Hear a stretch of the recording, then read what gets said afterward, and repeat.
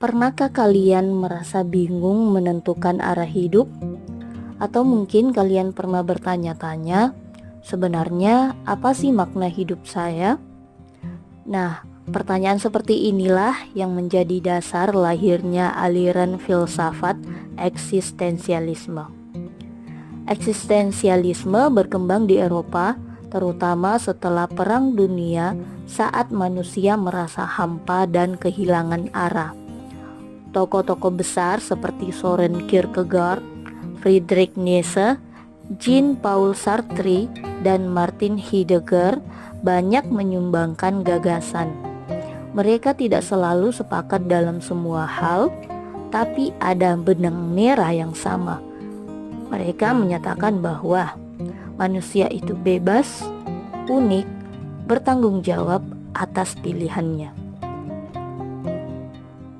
Soren Kierkegaard sering disebut sebagai bapak eksistensialisme. Ia menekankan pentingnya pilihan pribadi dan hubungan dengan Tuhan. Ia pernah berkata, "Life is not a problem to be solved, but a reality to be experienced."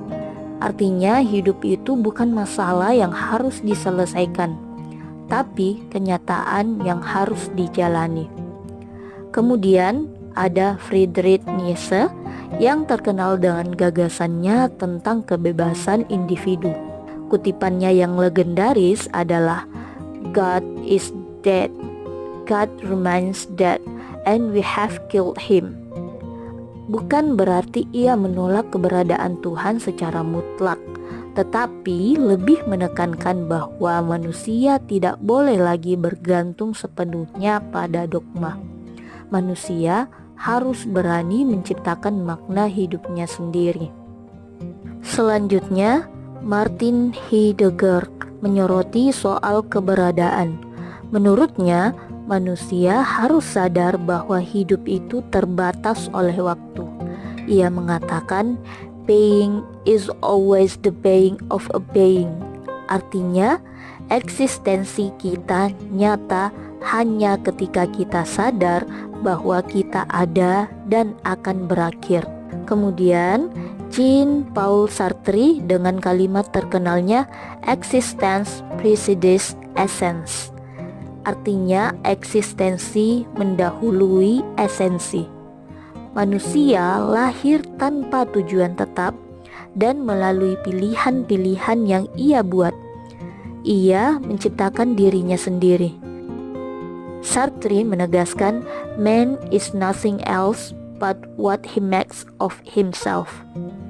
Nah, bagaimana pandangan ini jika dibawa ke dunia pendidikan?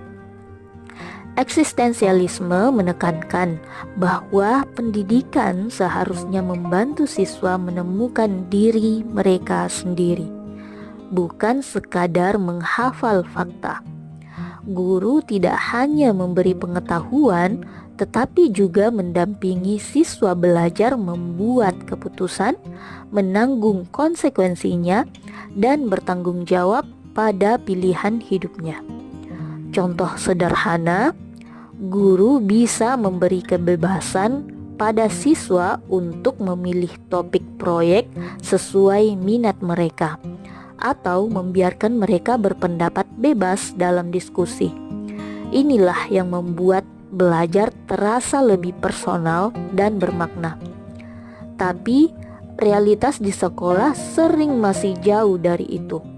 Sistem pendidikan kita seringkali lebih sibuk mengejar nilai ujian, ranking, atau seragam aturan yang sama untuk semua.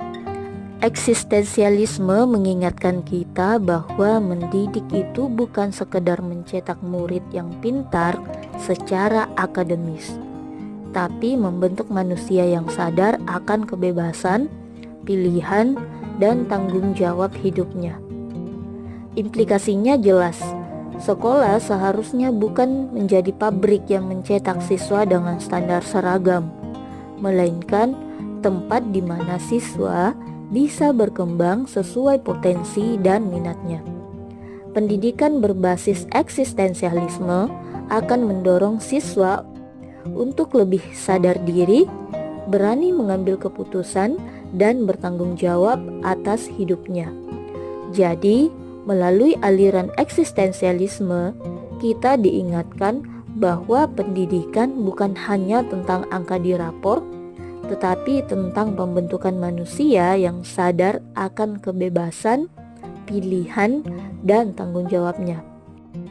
Mari kita belajar dari para filsuf eksistensialis bahwa hidup itu bukan sekedar soal jawaban, tetapi tentang keberanian untuk memilih, bertanggung jawab, dan menemukan makna kita sendiri.